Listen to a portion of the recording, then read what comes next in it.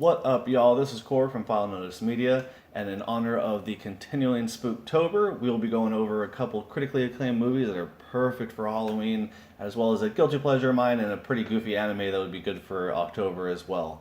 And so, to kick things off, let's do it. Just scream it, ow, ow, ow, ow. Scream it,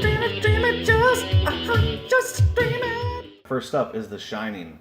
Now, if you haven't seen The Shining, you've probably been living under a rock, or you just don't know what a good movie is. It is amazing. It's a Stephen King book that was adapted over to a movie. It came out in June of 1980, so it's been out for quite a long time. And boy, oh boy, if you haven't seen this, you are definitely in for a treat. It's about a writer whose name is Jack, who's also played by Jack Nicholson, and his wife, that is played by the amazing Shelley Duvall. She does a great job in this movie. And it's basically his descent into madness and how this hotel that they're staying in the off season is just plagued with paranormal activity, and it's just so good. And they have a good room. I'm not going to spoil too much for you because you absolutely need to watch it. But as you can see, the trailer is playing that there's creepiness in it, and it is just an airy setting. It makes you feel nasty and it makes you feel weird while you're watching it. They have great scenes, and Jack Nicholson just does an amazing job. It's "Here's Johnny" is the tagline that probably most everyone should know from this movie. But yeah, if you haven't seen the movie, definitely check it out. Let's see what the IDW, IMBD, they rate this a 8.4. I'd give it a solid 9, to be honest with you. Like, this is definitely a multiple watch movie. If you haven't seen it before, or you've seen it and you know someone who hasn't seen it before, it'd be great showing it to them. And it is outstanding, completely outstanding.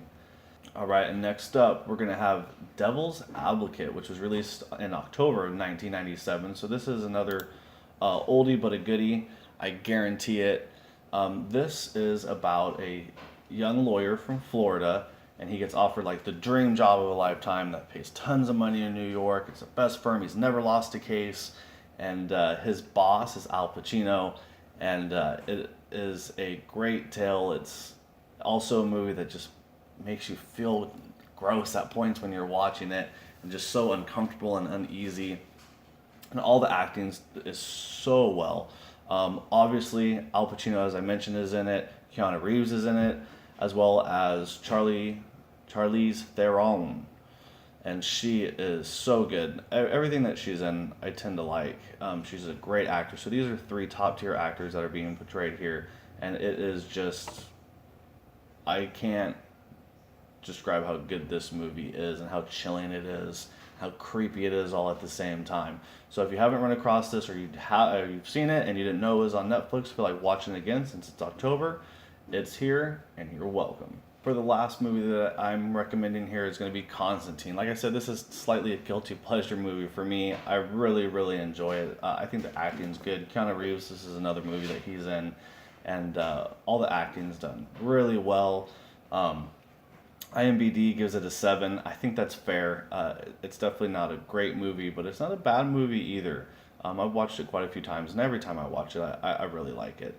There's a lot of cool things that are going on, and basically the synopsis of the movie is supernatural detectives. He goes out and he performs exorcisms, and he banishes demons, and it's his storyline. This is also a comic book movie, and so this kind of follows up like towards the end of his career. So you get to meet people and they kind of fill you in on backstory as it goes on and things like that. But it's very, very enjoyable.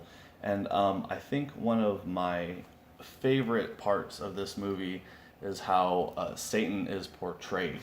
And Peter Storval plays the role of Satan, and it's just so creepy, and that's actually a picture of it right there. And it does a good job. I'll put a picture of it as it's going through so you can see what it looks like. But it's great. Definitely check that one out. I think you might like it. And if you don't like it, go ahead and leave a comment. Let me know what was wrong with it. But like I said, this is good. I think a 7 is fair. I would have thought I would have seen like a 6.5 and I would have given it a 7. But definitely worth a watch.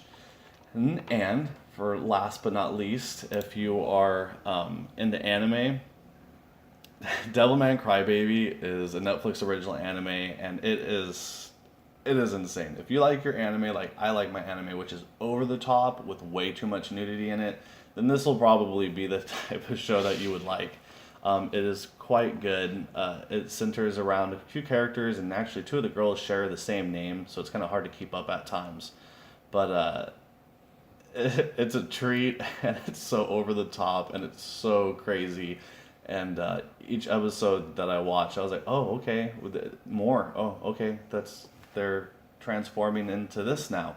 So it was really fun, and I really enjoyed it. And so I hope that you take some of these recommendations and check it out for yourself, and let me know if you liked them. Let me know if you didn't like them. Don't forget to give me that thumbs up if you liked the video, or tattoo it on your street, run naked through the street, saying my name, and share it on social media. It's always helpful. Thank you, folks. I'll see you again. This has been Let's Stream It. Or no, this is Stream It Just. That's what this is. We're Stream It Just. Just stream it. Ow, ow, stream it, stream it, stream it just.